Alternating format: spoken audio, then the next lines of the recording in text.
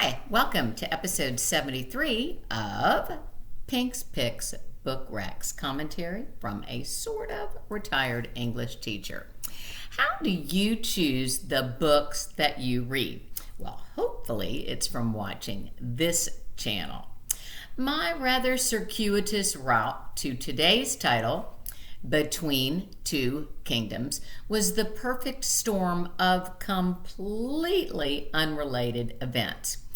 Though I didn't buy the book when it debuted, its cover art caught my eye because it reminded me of another nonfiction piece that I'd read and loved, Jon Krakauer's Into the Wild. Months after I first saw that cover, Stephen Colbert's bandleader, Jon Batiste, swept the Grammy Awards. I became so captivated by both his music and personality that I contemplated using his Freedom album for my classes' required lyric study.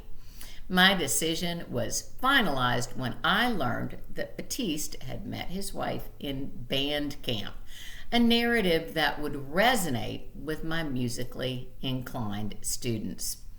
Curious about said wife, I discovered that she, Suleika Jaouad, is the author of Between Two Kingdoms, so I immediately bought her book. Of its multiple accolades, I like Tara Westover's, author of Educated, the best. She writes that this book will speak to anyone who is living a different life than they plan to live. She calls it a propulsive, soulful story. Jaouad herself describes her memoir as a coming-of-age story, a love story, a story about what you do when your life is upended and you must begin again. In the summer of 2010, on the heels of college graduation from Princeton, where she attended on a full scholarship, Jaouad moved to Paris. But there was a feeling of foreboding accompanied by strange physical ailments, a pallor, a mysterious itch, and overwhelming fatigue. Less than a year later, she was diagnosed with acute myeloid leukemia, an aggressive form of cancer that attacks the blood and bone marrow.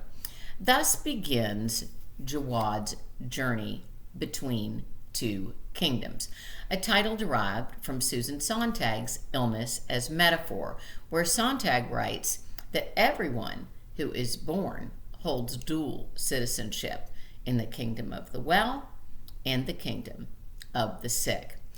During treatment, a hospital therapist told Suleika to find a hobby, so she returned to a previous pursuit, journaling.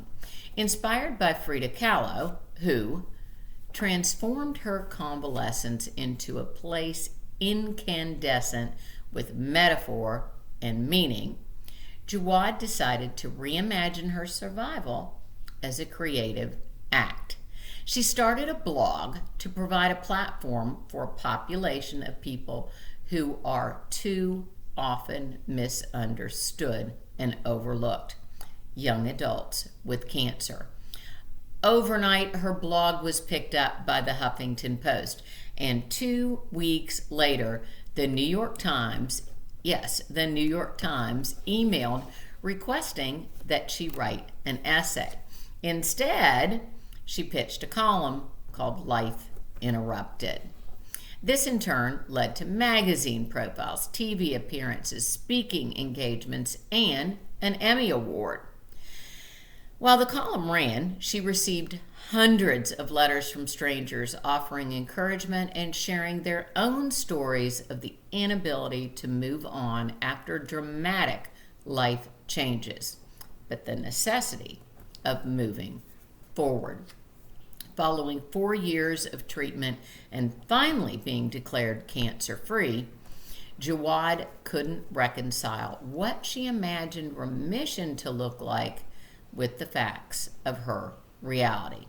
So depression descended like a demon, holding her captive for days. Ultimately, Suleika decided to embark with her dog Oscar on a 3-month, 15,000-mile road trip, visiting several of the people who'd written in response to her blog. Her stops included a boarding school in Connecticut, an artist's loft in Detroit, a ranch in rural Montana, a fisherman's cottage on the Oregon coast, a teacher's bungalow in the Ojai Valley, and an infamous prison in Texas. Jaouad's writing is intoxicating. Her literary references, clever metaphors, ingenious alliteration are stellar. It is obviously sometimes heartbreaking, but other times hilarious, always raw, and very real. I would describe her honesty as revelatory. I love this book, from the map of her journey at the beginning and from her epigraph to her epilogue. I give Between Two Kingdoms an A+.